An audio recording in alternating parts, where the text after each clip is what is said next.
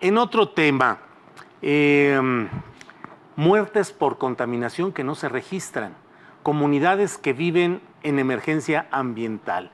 Es el Toxitour que se ha realizado en 6 lugares del país del 2 al 10 de diciembre.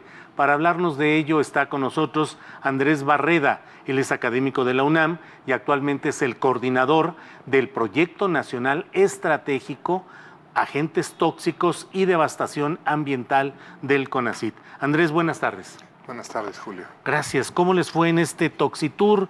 ¿Qué significó? ¿Qué es lo que se buscó con esta visita a varios lugares del país? Pues nos fue bien porque pudimos recorrer sin contratiempos 6 lugares infernales: El Salto, Jalisco; Dolores Hidalgo, en Guanajuato; la frontera del estado de Hidalgo con el estado de México, donde está toda la industria cementera; la región del río Tula, en Apasco, en Atotonilco, en Atitalaquia, estuvimos en varios puntos. Luego estuvimos en Tlaxcala, en los márgenes del río Atoyac, que está muy contaminado también. Luego en la ciudad de Puebla y terminamos en Coatzacoalcos, en la región petrolera. Nos acompañaron observadores internacionales, eurodiputadas de Francia, de España, un diputado español del País Vasco, una senadora por Minnesota, investigadores científicos, toxicólogos, biólogos, procedentes de América del Sur, de Europa o también de Estados Unidos. Y observadores nacionales, también varios compañeros investigadores de la UNAM y de otras universidades. ¿Y qué encontraron? Bueno, lo que ya conocíamos quienes propusimos la caravana, que es la Asamblea Nacional de Afectados Ambientales, pues una devastación brutal, o sea, un nivel de contaminación en los ríos, en el aire, en la tierra, con todo tipo de contaminantes, metales pesados, hidrocarburos, sustancias aromáticas, compuestos orgánicos persistentes, y un panorama de deterioro de la salud brutal. En las comunidades abundan las enfermedades de carácter degenerativo, el cáncer, las insuficiencias renales, las leucemias, problemas del funcionamiento del sistema nervioso muy graves. En algunos lugares donde el agua está muy cargada de fósforo, disolución de la dentadura y del esqueleto por efecto del fósforo, o también arsénico o agua con radioactividad.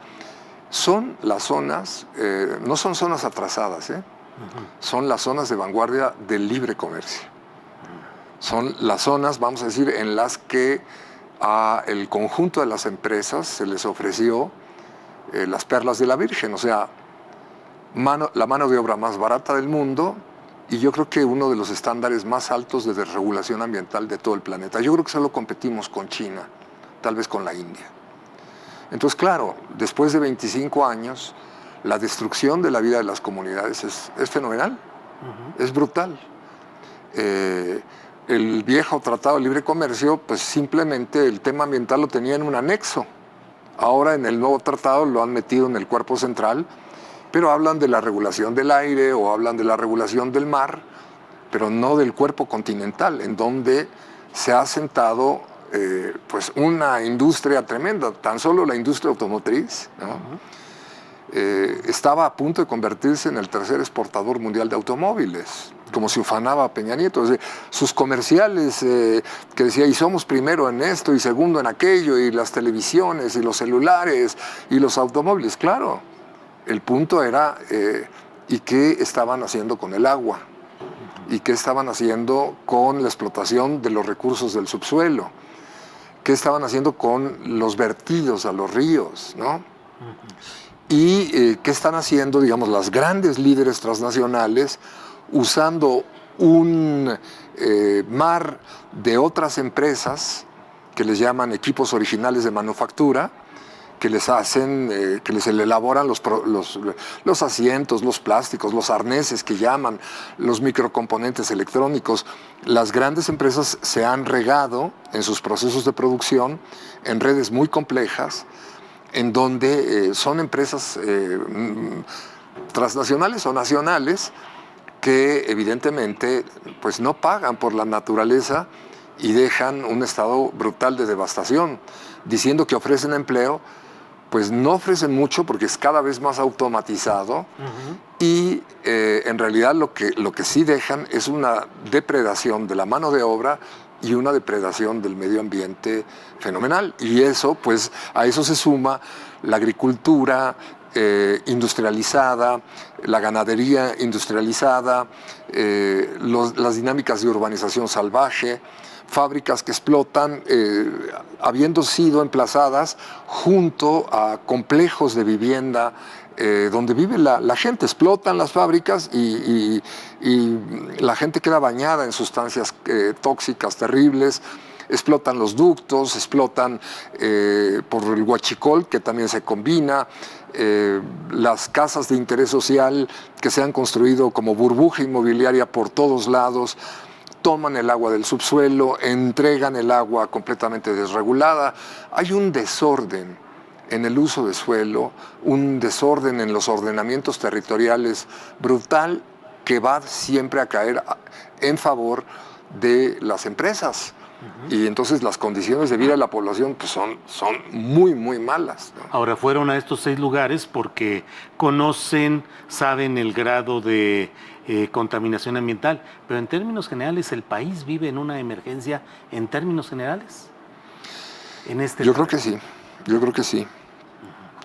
Fuimos a 6 lugares, pero lugares como estos, yo no sé si sean 30 o 50. O sea, hay muchos, por todos lados.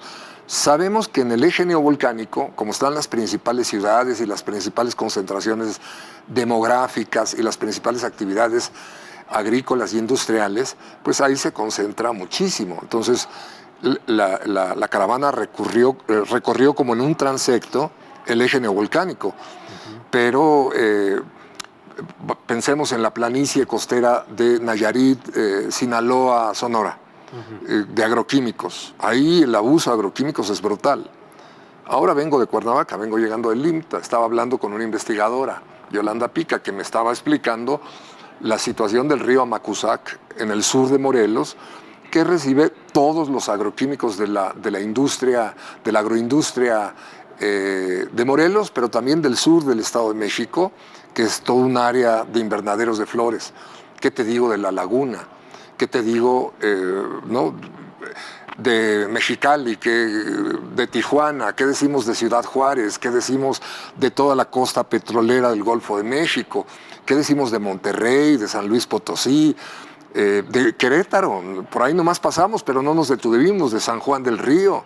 No, es que la desregulación está claro, está concentrada en donde se ha concentrado los grandes negocios de producción de riqueza. También el Soconusco, en Chiapas, esa esquinita de Chiapas, al sur extremo de Chiapas, está sumamente contaminada. O sea, los problemas están regados por todos lados. Pero, claro, hay lugares donde el sufrimiento es mucho mayor, porque se superponen, ¿no? Pero, ¿qué te digo? El 90% de los ríos de México están contaminados. Simplemente para, digamos, el público a lo mejor le suena raro el dato. Cuando éramos niños, nosotros todos nos bañamos en algún río. Hoy no se puede bañar ni un niño en ningún río de México. Ese es un desastre. Es casi el 100%, pero a eso le tienes que sumar la basura. El 85% de la basura está fuera de basureros. Está toda regada. ¿Qué sigue después de este Toxitour, Andrés Barreda? Pues hacer conciencia nacional de la gravedad del problema. El nuevo CONACYT está abriendo un proyecto de investigación importante de agentes tóxicos. Es una convocatoria que se está haciendo para que acudan equipos interdisciplinarios en donde haya toxicólogos con vocación comunitaria para trabajar en los lugares. Estos nuevos proyectos de investigación del CONACYT son muy interesantes porque no quieren hacer simplemente investigación para publicar en el extranjero. Lo que se está buscando es que los investigadores lleven a cabo proyectos que incidan en la vida de las comunidades y que esa incidencia ayude ya lo más pronto posible a resolver problemas. Estamos actuando en conjunto con la Secretaría del Medio Ambiente, con Víctor Manuel Toledo, y esperamos también entrar en contacto y en coordinación con la Secretaría de Salud, porque no solo es una emergencia ambiental, es una emergencia sanitaria, ¿no? Entonces sí se requiere de muchísima creatividad, de muchísimos equipos interdisciplinarios, pues se requiere ir al terreno y se requiere reconocer que el país no solo ha sido destruido laboralmente, socialmente, que no solo se han victimizado a las mujeres, que no solo se han victimizado a los indígenas con la guerra contra las drogas. Uno de los saldos de la devastación que nos dejó el México neoliberal es esta devastación del medio ambiente, y no siempre hay conciencia plena de parte de los actores claves en este país de que la situación es gravísima. Entonces la idea es romper esa narrativa de que, bueno, está bien, que mal, los ecologistas se ocupan de los pingüinos, de los osos panda. No, no, no estamos en agenda verde, estamos en una agenda gris que es brutal, y se requiere que se asuman responsabilidades con mucha seriedad en lo que sigue, porque si no, esto va a convertirse en una catástrofe todavía peor, ¿no? Ya no hay contabilidad de muertos y de enfermos reales en las comunidades. Los que se mueren de cáncer, de insuficiencia renal, que estamos hablando de miles, de decenas de miles de personas, lo registran como que se murieron de paro cardíaco o de paro respiratorio o de muerte natural.